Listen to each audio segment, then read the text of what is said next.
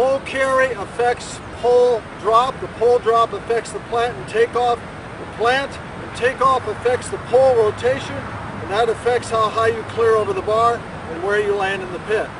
So, rather than carry it the way most traditional vaulters carry it, with the elbow out and a tight wrist, so that when they plant, they go around to make room for the right arm to come through, what we look for is a tucked elbow and the right or the left wrist cocked as if you're pointing or holding your chin up, nice and tucked. That's a lot of power there. If someone was to pull down on the tip of the pole, I could hold it up, as opposed to if I hold it like this, I lose control of the weight of the pole, and it causes me to decelerate with my legs as I try to plant the pole.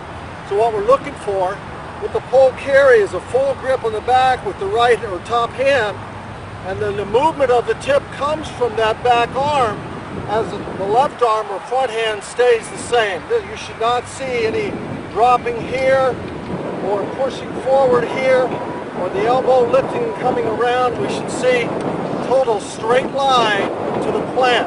Just a short straight line, a continuation of my arms running straight up and planting as high and extended as possible.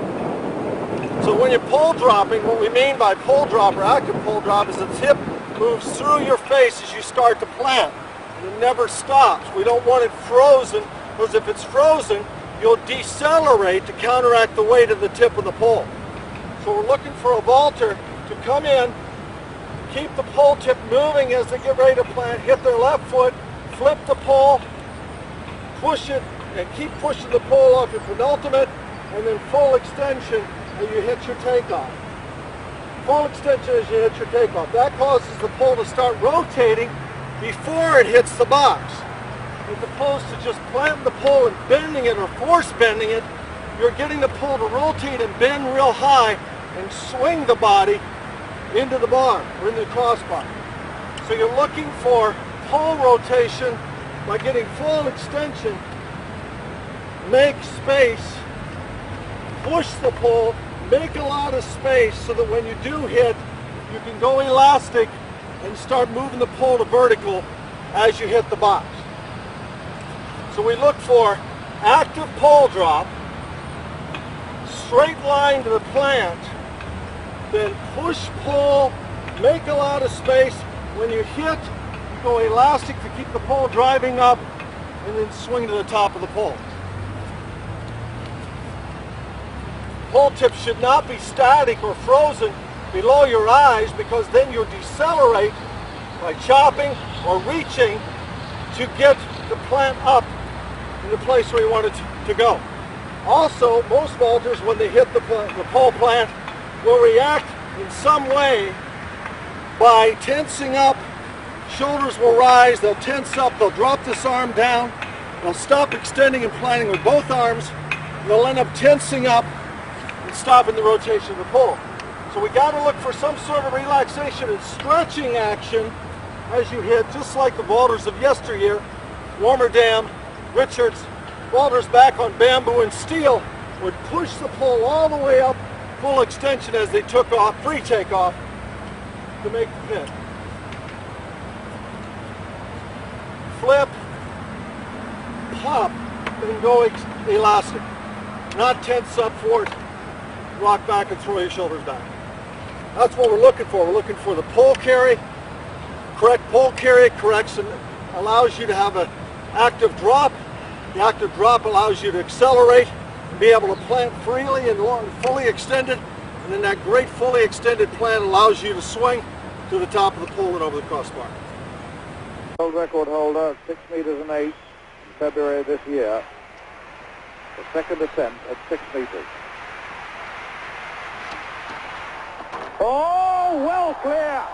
And 6 meters is surpassed for the first time in the history of the event, indoors in a major championship. What a marvelous, marvelous performance it was.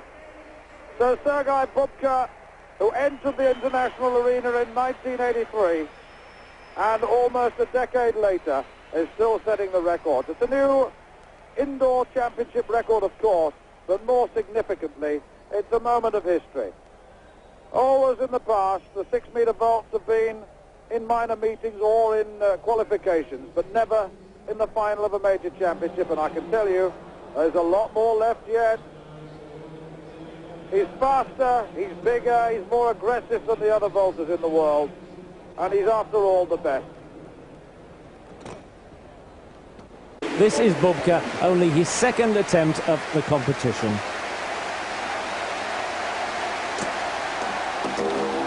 Oh my goodness me, we saw Yegerov rattle that bar on his third attempt. It stayed on, but Bubka just needed one attempt before this and absolutely sailed over that bar. He had a few problems in Tokyo before he finally prevailed over Badula of Hungary, but there he is, 5.90, taking him into the lead in the pole vault.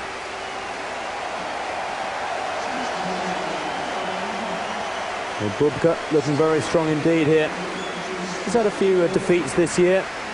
One, for example, at the European Cup at the hands of Gataulin, the only other man to have cleared 6 meters in history. But Gataulin not at these championships, and Bubka here out on his own. It's a shame that in a way, Pat, you know, it's a bit like the 100 meters or the sprints indeed for the Americans. So many good men left at home, and Gataulin should be here. Well, he actually finished 4th, Tim, in the Russian championships. I mean, it's a bit like the hammer where we had 8 former Soviets in the 12-man final. I mean, it's virtually the same here. The or the former Soviet republics have supplied the majority of these finalists. I mean, 3 Russians, none of them was Gataulin, who beat Bubka and did 6 meters this year. Quite extraordinary situation. Bubka, however, goes into the lead and he's looking absolutely great. He's had 1 or 2 stutters.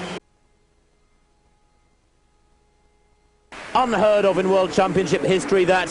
1 in Helsinki in '83, 1 in Rome in '87, and 1 2 years ago despite an injury in Tokyo. And that clearance, and what a clearance it is, look. Not touching the bar there, Sergei Bubka. The arms are aloft on the way down, and I'm sure that's the way we're going to see them on the rostrum.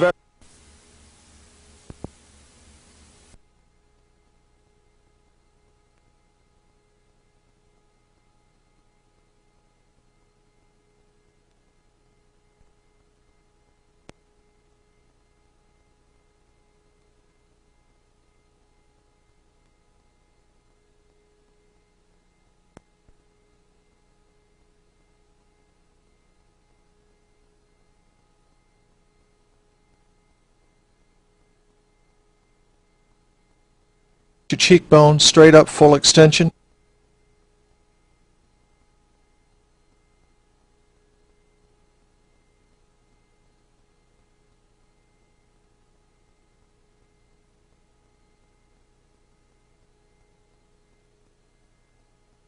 Let the wrist roll over. Try to put it together. Add the next arm.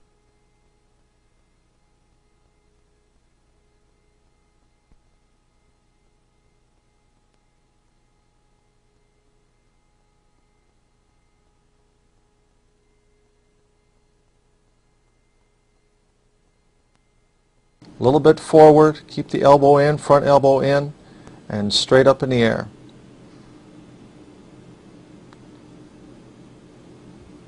Full extension.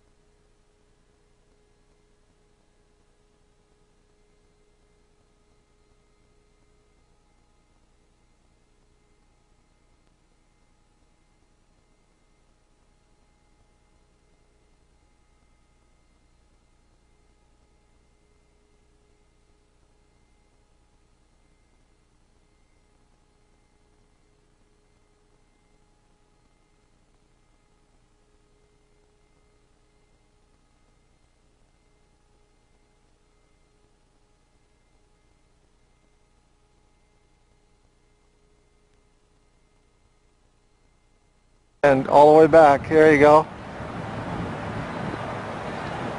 Now try to walk it backwards as you go. There you go. Slow it down and walk it backwards.